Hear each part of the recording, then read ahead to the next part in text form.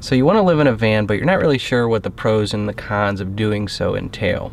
A couple videos back on my channel, I gave you guys the top 10 reasons why living in a van is a really awesome idea. And this video, I'm going to do another top 10, and this is the top 10 reasons why living in a van is not quite as amazing as, you know, some people might think. It's not all a bed of roses, folks. It's got its pros and cons, just like everything in life. So anyway, let's get into it. Number one, probably the biggest and most obvious one to me, is the lack of space. I mean, ultimately, the space in this van is, you know, probably less than 100 square feet. So it's pretty compact in here. One of the big things about being in any type of recreational vehicle is no matter what, without exception, there is only so much you can store here. In my first video, I talked a little bit about minimalism and how it was a pro to have less things, and I still stand by that. It is definitely a pro to have less things and have only what you need and all of that. But once you're actually in this vehicle, there is only so much you can contain within it. So that makes things a little bit more interesting in practice. Another thing about it is, because you have this limited amount of space, you're always having to shift items around. Everything needs to get shifted constantly because you're using everything. Living in this environment forces you to be either very cleanly, or if you're not very cleanly and you're not conscious about it, the whole place is just gonna get wrecked. Number two is things go wrong unexpectedly. And this entails a lot. I've noticed within the first 5 months of me being in this vehicle, things have gone wrong at the weirdest times and the worst possible times for me. The vehicle mechanics can easily malfunction. Anything with the engine, anything with the transmission. I've already had transmission issues. It weren't disastrously bad, cost me about $700, nothing huge, but I've still had some surprise mechanic bills that I was not expecting, and I'm sure I'm gonna come across some of those later on in the future too. Another thing about things going wrong unexpectedly is the fact that when you're out on the road, depending on how you decide to live in your RV or what you're doing when you're actually living in your RV, for me specifically, I'm gonna be out on the road in some very remote places.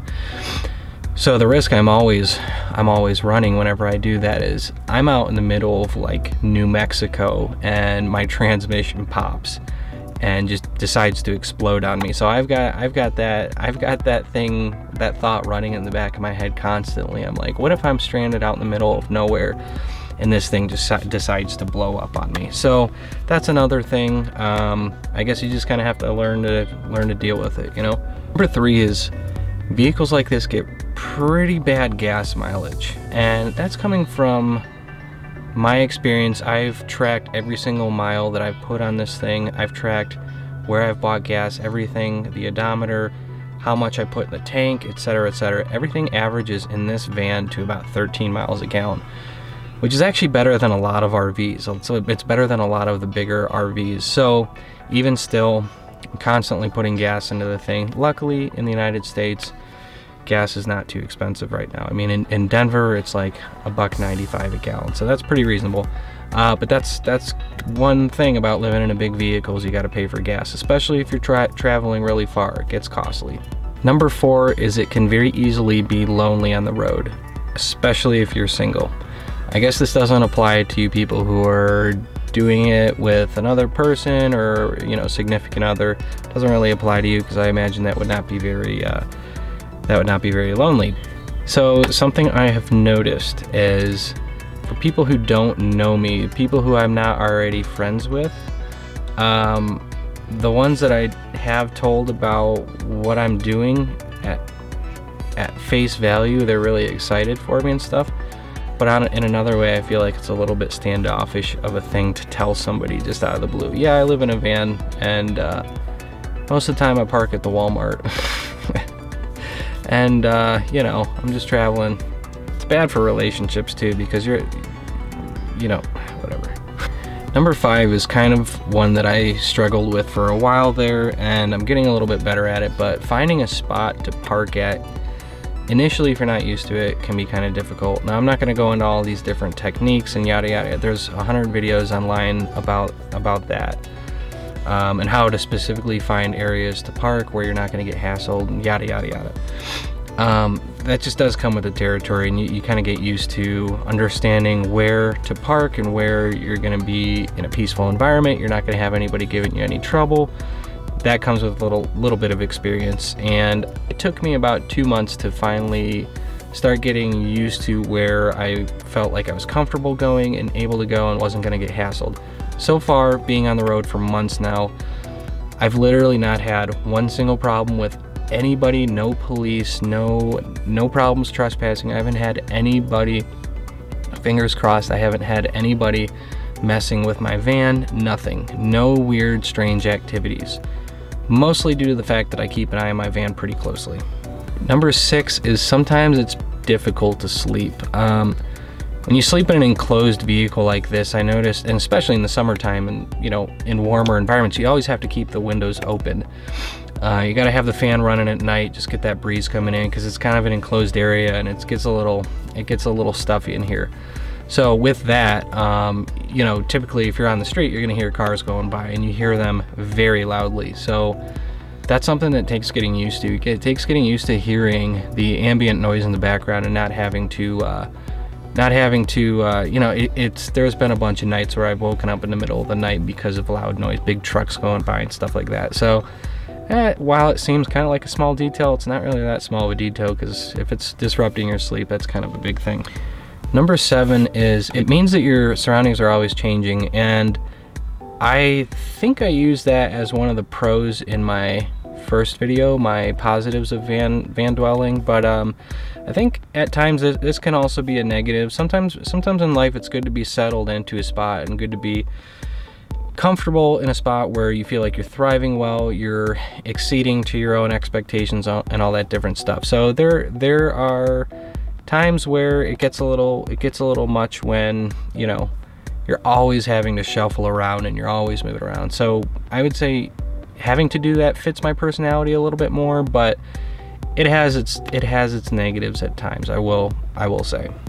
Number 8 is lack of variety, and I only put that in because of right now I'm working a contract where basically during the week I stay really close to where I work, I sleep really close to where I work, and it's just like kind of the same thing over and over again, and I don't really drive around too much, and there's not really that much variety. So that, I guess, would only apply if you're stuck in some groove, but I guess that applies to anything in life. I mean, working any type of job, you're gonna have a lack of variety unless it's the best job ever. Once again, this is a top 10 list from me, in my opinion, and what I'm experiencing on the road in my life.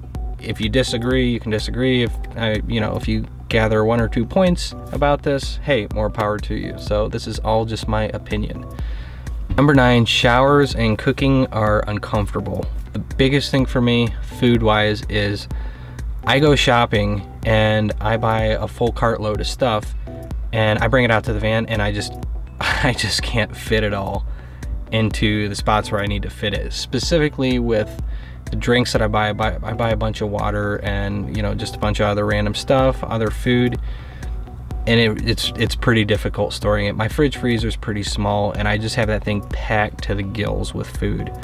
So that's a pretty big downside. The bathroom itself, and I'll go into this in another vehicle because it requires a little bit more explanation, but I actually shower at the gym. I don't shower right here. I feel like, so I don't take showers in here. I actually kind of like it like that. I go to the gym to shower, but everything else I do in here, and then the kitchen itself. So I mean, that real estate constraint really kind of makes things a little bit more difficult. Number 10 reason is no laundry and no mail. Mail is not really a big issue, but I've bought some packages off of Amazon and other different e-commerce stuff and had to have them mailed to my friend's house, which I don't really like doing, but I don't really have an option. So not the end of the world, but still kind of sucks. The laundry thing, once again, once every like 2 weeks, I have a huge laundry bag, do laundry at my friend's place who's totally fine with it. It's annoying. That's the thing about these top 10s.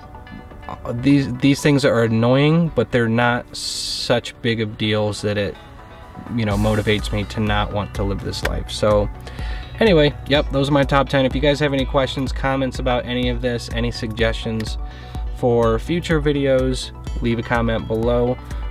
For a link to the top 10 positives of living in a van, click around here somewhere. Thanks again, you guys, for subscribing and liking my videos. I really appreciate it. It's motivating for me to create more videos like this and more videos along the lines of what I'm doing on my channel. So I really enjoy making these things, and I really enjoy hearing feedback from you guys, so I appreciate it. Also, one more thing, check out my Instagrams. I have 3 different Instagram accounts. I'm really into photography. If you guys are bored, give me a follow on Instagram. I have 3 accounts. My main one is Foalhaus, at Foalhaus. My second one, which is my National Park Journey Instagram account, it's Parking with Foalhaus, the name of this channel. And then the third one I just created is called Statues with Foalhaus, and it's just all photos that I've taken of still photography of statues, kind of just more artsy and stuff. So yeah, give those a follow, and let me know if you guys have any questions about anything. I would love to answer them, and look forward to more videos from me, because these are a lot of fun for me. Anyway, all right guys, be good to each other and have a great night. See ya.